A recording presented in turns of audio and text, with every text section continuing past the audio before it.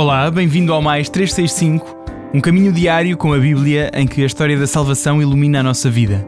Somos cada vez mais os que fazemos este percurso em que todos os dias tomamos consciência de que a nossa história faz mesmo parte da história da salvação que Deus anda a construir com a humanidade desde sempre.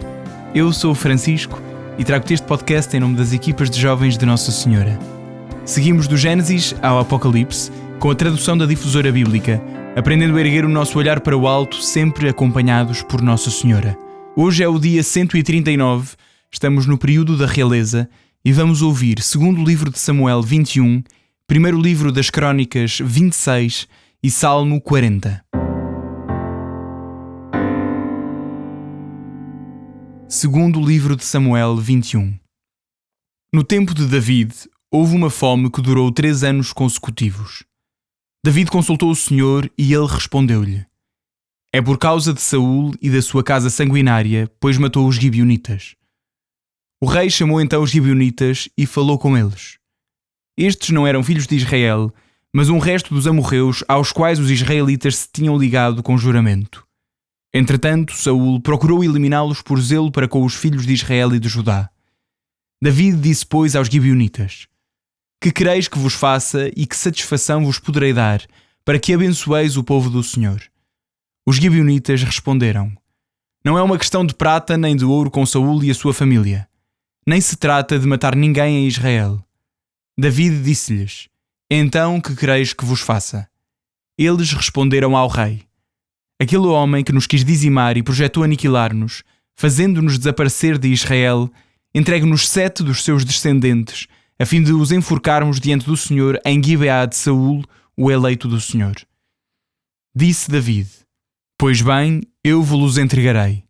O rei poupou Mefibosete, filho de Jonatas, filho de Saul, por causa do juramento feito entre ele e Jonatas, filho de Saul. Tomou, pois, os 2 filhos que Rispá, filha de Aiá, dera a Saul, Armoni e Mefibosete, e os 5 filhos que Mical, filha de Saul, dera a Adriel, filho de Barzilai de Meolá. Entregou-os aos habitantes de Gibeon, que os enforcaram no monte diante do Senhor. Todos os 7 pereceram juntos nos primeiros dias da colheita, ao começar a ceifa das cevadas. Rispá, porém, filha de Aiá, tomou um saco e estendeu-o sobre a rocha, desde o princípio da colheita da cevada até ao dia em que caiu sobre os cadáveres a primeira chuva do céu, não deixando que os pássaros do céu pousassem sobre eles durante o dia, nem que as feras selvagens lhes tocassem durante a noite. David, avisado do que tinha feito Rispá, filha de Aiá, concubina de Saul, foi recolher os ossos de Saul e de Jonatas, seu filho, à cidade dos habitantes de Jabés de Gileade. Estes tinham-nos tirado furtivamente da praça de Bet-Shan, onde os filisteus os tinham pendurado, no dia em que mataram Saul em Gilboá. Retirou, pois, de lá os ossos de Saul e de seu filho Jonatas, e mandou também recolher os ossos dos que tinham sido enforcados. Os ossos de Saul e de seu filho Jonatas foram sepultados em Selá, na terra de Benjamim, no sepulcro de Quis, pai de Saul. Fizeram tudo o que o rei lhes tinha ordenado. E Deus compadeceu-se da terra. Houve novamente guerra entre os filisteus e Israel. David saiu com os seus homens para combater os filisteus. David sentiu-se fatigado. Acamparam em Nob. Então apresentou-se um dos filhos de Arafá, que trazia uma lança que pesava 300 siclos de bronze e uma espada nova no cinto, e declarou que ia matar David. Mas Abisai, filho de Seruiá, foi em socorro de David, feriu o filisteu e matou-o. Então os homens de David fizeram este juramento: Não virás mais combater conosco, para que não se apague a lâmpada de Israel. Depois disso, houve outra guerra contra os filisteus em Gob, onde Sibecai de Uxá matou Saf, descendente de Arafá. Houve também uma terceira guerra contra os filisteus em Gob, onde Elanan, filho de Jaare-Oregim, de Belém, matou Golias, de Gate, que levava uma lança cujo cabo era um cilindro de tear. Houve ainda mais uma outra guerra em Gate.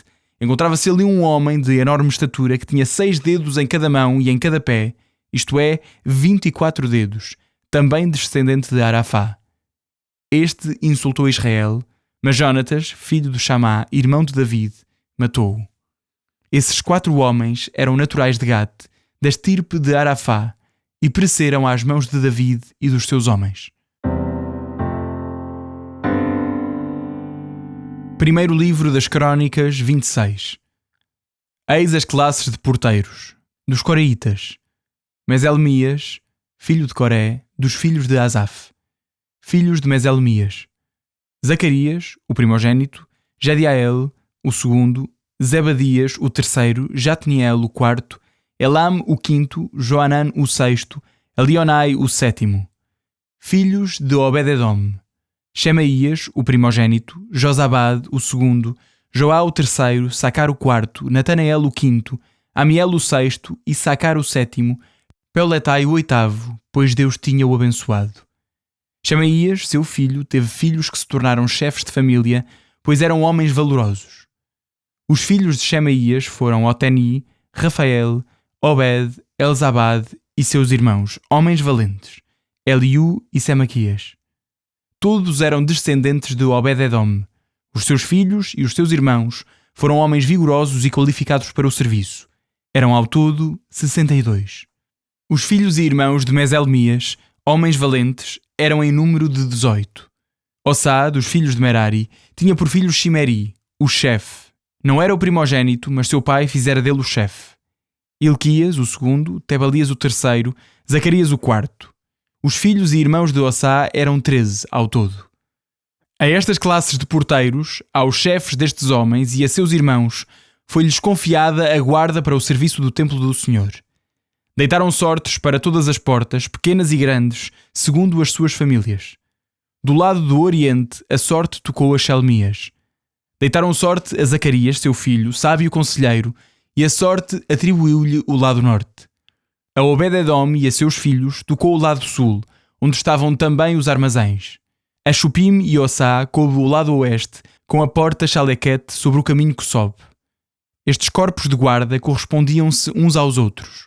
A porta do oriente estava guardada por 6 levitas, a do norte por 4, que se revezavam todos os dias, a do sul por 4, igualmente revezados todos os dias, e 4 serviam de 2 em 2 nos armazéns. No parbar, a oeste, 4 no caminho e 2 nas dependências. Deste modo foram distribuídos os porteiros, que eram todos filhos de Coré e de Merari. Os levitas, seus irmãos, guardavam os tesouros do templo e os tesouros das coisas sagradas. Os filhos de Ladã, filhos de Gerson, descendentes de Ladã, tinham os Jeelitas por chefes das famílias de Ladã, o Gersonita. E os filhos de Jeiel, Zetam e Joel, seu irmão, guardavam os tesouros da casa do Senhor. De entre os Ameramitas, Gissaritas, Hebronitas e Uzielitas, Shubel, filho de Gerson, filho de Moisés, era o intendente-mor dos tesouros. De entre os seus irmãos, descendentes de Eliezer, cujo filho foi Reabias, seu filho Jesaías, Jorão, filho deste, Zicri, filho de Jorão, e Shelomite, filho de Zicri. Shelomite, pois, e seus irmãos eram os administradores de todos os tesouros consagrados pelo rei David, pelos chefes das famílias, pelos chefes de milhares e de centenas e pelos chefes do exército. Eram despojos de guerra consagrados aos gastos do templo do Senhor. Ali estavam também os objetos consagrados por Samuel, o vidente, por Saul, filho de Quis, por Abner, filho de Ner, e por Joabe, filho de Seruiá. Todas estas coisas estavam sob a guarda de Shelomite e seus irmãos. De entre os Gissaritas, estavam à frente dos serviços exteriores de Israel, como escribas e magistrados, Cananias e os seus filhos. Asabias, da família de Hebron, e os seus irmãos, homens valorosos, em número de 1700, governavam o território de Israel, a oeste do Jordão, em todos os negócios religiosos e civis. Quanto aos Hebronitas, cujo chefe era Gerias, no 40º ano do reinado de David, fizeram-se pesquisas sobre as suas genealogias e as suas famílias, e encontraram-se entre eles homens de valor em Jazer de Gileade. Gerias e os seus irmãos, homens valorosos, eram em número de 2700 chefes de família. O rei David deu-lhes autoridade sobre os Rubenitas, os Gaditas e a meia tribo de Manassés, em todos os negócios religiosos e civis. Salmo 40. Ao diretor do coro, Salmo de David. Invoquei o Senhor com toda a confiança. Ele inclinou-se para mim e ouviu o meu clamor. Tirou-me de um poço fatal, de um charco de lodo. Assentou os meus pés sobre a rocha e deu firmeza aos meus passos. Ele pôs nos meus lábios um cântico novo, um hino de louvor ao nosso Deus. Muitos, ao verem isto, hão de comover-se, hão de pôr a sua confiança no Senhor. Feliz o homem que confia no Senhor e não se volta para os idólatras, para os que seguem a mentira. Grandes coisas fizeste por nós, Senhor meu Deus. Não há ninguém igual a ti. Quantas maravilhas e desígnios em nosso favor. Quisera anunciá-los e proclamá-los, mas são tantos que não se podem contar. Não quiseste sacrifícios nem oblações, mas abriste-me os ouvidos para escutar. Não pediste holocaustos nem vítimas. Então eu disse: aqui estou. No livro da lei está escrito aquilo que devo fazer. Esse é o meu desejo, ó meu Deus. A tua lei está dentro do meu coração. Anunciei a tua justiça na grande assembleia. Tu bem sabes, Senhor, que não fechei os meus lábios. Não escondi a tua justiça no fundo do coração. Proclamei a tua fidelidade e a tua salvação. Não ocultei à grande assembleia a tua bondade e a tua verdade. Senhor, não me recuses a tua ternura, que a tua graça e a tua verdade me protejam sempre. Males sem conta me cercam. As minhas iniquidades caem sobre mim sem que as possa ver. São mais numerosas que os cabelos da minha cabeça, por isso o meu ânimo desfalece. Senhor, vem em meu auxílio, vem depressa socorrer-me. Fiquem confundidos e cobertos de vergonha os que procuram tirar-me a vida. Retrocedam e corem de vergonha os que desejam a minha desgraça. Fiquem atónitos e cheios de vergonha os que troçam de mim. Mas alegrem-se e exultem em ti todos os que te procuram. Digam sem cessar os que desejam a tua salvação. O Senhor é grande. Eu, porém, sou pobre e miserável. Ó Deus, cuida de mim. Tu és o meu auxílio e o meu libertador.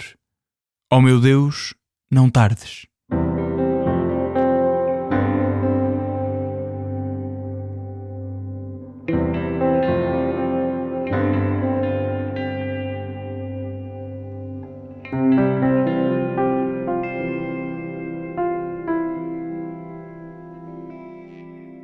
Como é que é, malta? Bom dia, boa tarde, boa noite. Liguem os motores. Hoje vamos navegar em águas profundas neste mar de graça que é continuarmos a conhecer a Sagrada Escritura, e o texto de hoje é um autêntico mergulho no amor de Deus. Queria dizer o privilégio que é podermos ouvir a palavra de Deus. Não é a primeira nem a segunda vez que digo isso, mas acima de tudo a consistência do nosso podcast. Não é? À data que eu estou a gravar isto, há uma consistência incrível que tem-nos deixado a todos de coração cheio e acredito ainda mais o nosso Deus e Senhor. Mas hoje é para falarmos do segundo livro de Samuel, primeiro de Crónicas e o Salmo 40, porque esta palavra, nestas leituras, depara-nos com três cenários distintos, mas muito interligados. O 21º capítulo do segundo livro de Samuel tem uma fome, parece uma fome que assola Israel devido a uma injustiça antiga cometida por Saul contra os Gabionitas. É um povo a quem Israel tinha prometido proteção. David, ao procurar a face do Senhor, encontrar-se com o Senhor, percebe que o passado precisa de cura, precisa de reparação, para que a bênção regresse à terra. E então, o livro de Crónicas, este 26º capítulo, apresentado, há uma apresentação aos porteiros e aos tesoureiros do templo. Somos nós, apresentados a eles mesmos. E pode parecer só uma lista técnica, mas estes homens eram os guardiões da santidade. Eles eram a cara do acolhimento na casa de Deus. Não sei se na tua paróquia tens assim alguém que esteja no cartório, não é? E é muito importante, as pessoas que estão à porta da igreja ou que são cara do acolhimento. Antigamente na igreja haviam hostiários, não é? Pessoas que tinham mesmo esta vocação de receber.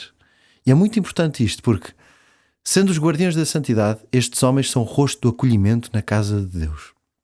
E o Salmo 40 une tudo isto e mostra-nos aquilo que é um grito de confiança autêntico. Não são os sacrifícios rituais que Deus deseja, mas um coração aberto e uma obediência generosa.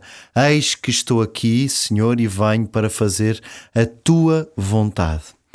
E o que é que isto nos revela sobre Deus? Que Deus é fiel à sua aliança, como tem sido sempre, e que leva a sério também as nossas promessas. Há muita gente a fazer promessas, a Nossa Senhora, especialmente, a Caminho de Fátima, e não só. A história dos Gabionitas ensina-nos que a nossa palavra empenhada tem um peso eterno. Deus não ignora nunca a injustiça, mesmo que seja cometida há décadas, nada lhe passa ao lado, digamos assim, mas ao mesmo tempo em Crónicas vemos que na economia de Deus, ou seja, nesta relação com Deus, não há funções pequenas. Ser porteiro da casa do Senhor é um ministério de honra autêntica e, portanto, seja o que eu faça, é por isso que Dom Nuno Álvares Pereira, vocês conhecem essa história, São Nuno de Santa Maria, o que ele fez ficou condestável do reino, portanto, todos os terrenos, era o homem mais rico de Portugal, e decidiu ir para um convento ser o porteiro. Quis ser o mais humilde dos humildes, era o mais reles, sim, mais reles, é isso mesmo. E qual é o problema disso? Não é problema nenhum, é maravilhoso. É um ministério de honra. Isto mostra-nos um Deus que se detalha na organização do seu povo e que santifica o serviço cotidiano. Ele não quer apenas grandes gestos de heroísmo, não. Ele quer a nossa fidelidade nas pequenas portas que nos confiou a guardar. Fidelidade ao Senhor, à sua casa e às suas portas. Gostava de me deter agora num pormenor do livro de Samuel que nos diz assim: David, o grande guerreiro, está a envelhecer. O texto diz-nos mesmo que ele ficou cansado, que os seus homens tiveram de o proteger de um gigante. Isto é tão humano, não é? É humano. Talvez tu que me ouves agora também te sintas assim como David, cansado. Talvez sintas que já não tens a força que tinhas há 10 ou 20 anos para lutar contra os gigantes do desânimo ou da tentação. E a lição aqui é de uma humildade profunda. David aceita que já não pode fazer o que fazia antes. Ele aceita ser ajudado. Hoje, o Senhor convida-te a esta humildade, a fazeres o que podes com o que tens e a confiares o resto a Ele. Como nos diz o Salmo 40, o que Deus quer é o nosso sim de hoje, a nossa obediência no presente. Mesmo que esse presente seja marcado pela nossa fragilidade.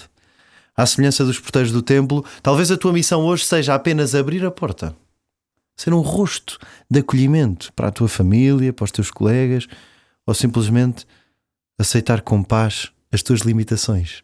Nós não somos Deus, como David. Nós somos humanos. Cada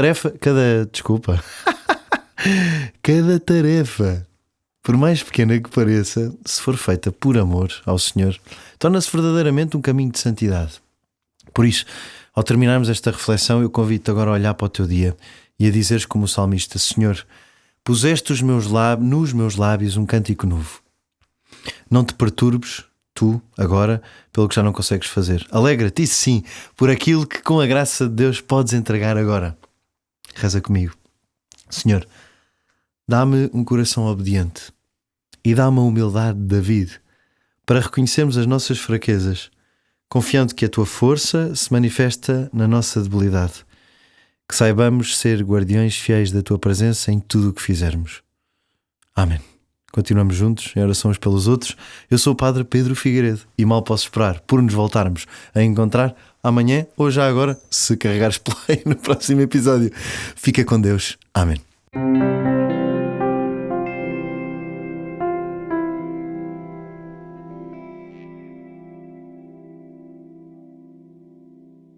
A minha alma glorifica o Senhor, e o meu espírito se alegra em Deus, meu Salvador. Porque pôs os olhos na humildade da sua serva, de hoje em diante me chamarão bem-aventurada todas as gerações. O Todo-Poderoso fez em mim maravilhas, santo é o seu nome. A sua misericórdia se estende de geração em geração sobre aqueles que o temem. Manifestou o poder do seu braço e dispersou os soberbos. Derrubou os poderosos de seus tronos e exaltou os humildes. Aos famintos encheu de bens e aos ricos despediu de mãos vazias. Acolheu a Israel seu servo, lembrado da sua misericórdia, como tinha prometido a nossos pais, a Abraão e à sua descendência para sempre. Glória ao Pai, ao Filho e ao Espírito Santo, como era no princípio, agora e sempre. Amém.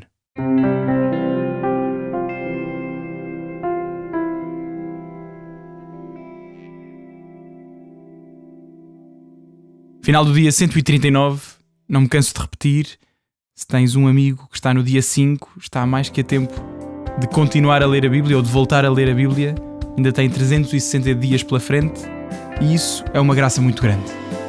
Um abraço em Cristo, até amanhã.